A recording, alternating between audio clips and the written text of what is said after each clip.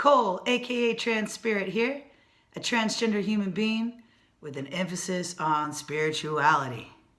In this video, I'm going to give the 3 most difficult parts of being transgender that I've dealt with growing up transgender. Let's get right into the video. Alright, so the very first thing I'm going to talk about, I said there's 3 things today, the most difficult things that I have found about growing up transgender. And I'm talking about being a child, a preteen, a teenager. I'm currently 34, so I'm going to go back in time here. The first thing that was the most difficult for me was, for me personally, I felt the need to not tell anybody how I felt.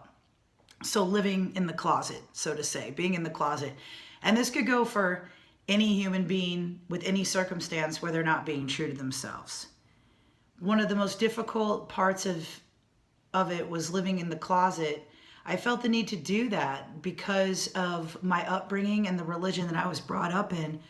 I was told by the church that if I liked females as a female, that I would burn in hell eternally. Now, everybody's entitled to their own opinions, and some people aren't going to like my opinion just as much as I won't like theirs. I don't believe that that happens. I don't view God as a wrathful God, and some people do, and to each their own. There you go. It's pretty much that simple. Because of my fears and this fear-based way of thinking, which if you watch my video, I said you don't ever want to do anything out of fear and make rash decisions out of fear. Now, there's a little bit of fear behind things that are good. You know, it's kind of scary to make big changes that are good for you, but there's a difference between just pure fear and having a little fear of change. That's a whole nother video. This kind of fear was an ongoing, terrible notion that if I vocalized my truths in the way that I felt inside, that everybody would hate me, nobody would talk to me, I wouldn't have any friends, people would make fun of me, and that I would burn in hell. I want to go back and just give my younger self the biggest hug ever. I don't believe any of that to be true. And I pretty much stopped believing that when I turned 19 and I came out of the closet, so to say.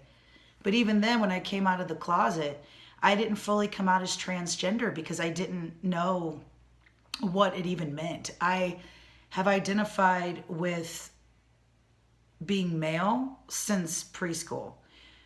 Most scientists and people that study gender will tell you that human beings generally find and identify with their gender by the age of 5. A lot of people want to argue with this. It's whatever. I'm just here to share my experience. That's it.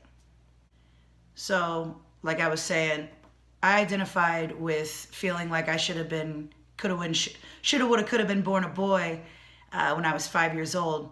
So by the time that I got into elementary school, I noticed all these social constructs, you know, boys line, girls line, boys clothes, girls clothes, and it was very frustrating for me. And that was one of the biggest things, was being in the closet and feeling like I couldn't just be who I wanted to be. It was like anytime I'd gravitate toward the boy stuff, people would knock me down. And on a side note, that's one of the biggest reasons that I feel the need to write and make videos and speak out on behalf of the queer community, is because a lot of this pain and torture that these kids are going through mentally and just from outside sources, they're from an old social construct, a way of thinking to where everything's got to be in these brackets and boys and girls, and there's this beautiful gray area. Just as most things in life have these gray areas, not everything ends up in these boxes. And the more that this planet becomes accepting of people that don't fit into the criteria, the less suicides will happen, the less depression will happen. If somebody, when I was young, just accepted me for who I was and I just wore boy clothes, my pain would have been a lot less. there's still the pain of gender dysphoria. Like that, the only way to make that go away is either through having a sex change and reassignment surgery, or for me personally, going through deep spiritual practices. I mean, maybe there's another way, and if there is, let me know. You know, if you have found a different way, but I haven't found one. So that first one about being in the closet, nobody should have to be in a closet ever about anything. People should always be themselves, no matter what. If you're not yourself, you're not only going to hurt the people around you, but you're going to hurt yourself by not being true to yourself. So the second most difficult thing I experienced after dealing with being in the closet for 19 years, I came out of the closet and it was a whole nother set of things going on. I had been experiencing gender dysphoria my whole life. When I went through puberty, I wasn't excited about any of it. I was completely mortified by it. I was just mortified to see breasts, and you know, I felt that I should have a penis. And a lot of people, they don't understand what this is like. The easiest way I think I could describe it for anyone who's truly interested and not looking at this out of ignorance and hatred, but just pure curiosity, is that I'd imagine it'd be what it would be like for a person who is comfortable with their gender to wake up and look down and see the opposite, genitalia. It would be terrifying. I'd imagine that it would be like, say, my brother, who's comfortable with being a male and feels he is a male and always has been. If he were to wake up tomorrow morning and he had a vagina and boobs, he would probably be pretty freaked out. Now, if somebody told you, oh, this is a temporary thing, you get to experience life in this other gender for one day, but I guarantee you the biggest question they'd ask was, do I get to go back? Because it would feel incredibly uncomfortable to them. It wouldn't match the way that they think and they feel, the way they feel their life should be. That's exactly what it's like to be transgender. That's exactly what it is. And I've heard so many other perspectives from people. It's almost funny that these people that talk about it that aren't transgender and they're just spitting stuff off. Take it from a transgender person. This is what it's like. I guess I'm what you'd call pre-op, but I call myself non-op because I am more in a spiritual state. I'm very careful with the chemicals I put in my body. No big pharmaceutical drugs, no GMO foods. I'm a plant-based vegan. And that's just me. It's not for everybody. So I'm not trying to push that on everybody either. I'm very adamant on everybody doing what's best for themselves.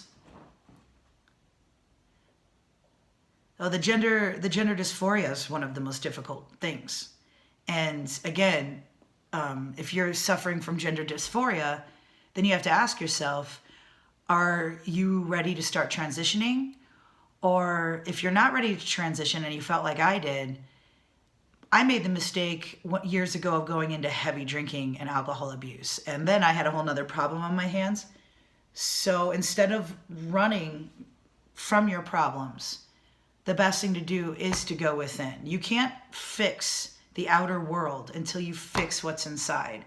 And it's not easy, but it's well worth it. You go and you meditate every day. You meditate in the morning, you meditate at night, prayer, and ask for God's guidance because it's going to be there for you. Everyone is loved. Take religion out of everything and everyone's little perspectives of what happens to people in the LGBTQ umbrella. Because I guarantee you that if you're dealing with these people that are spewing out hate on you, you need to just move away from them. Get away from them. Don't listen to them.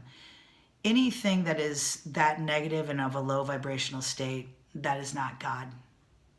God is all loving. Just saying.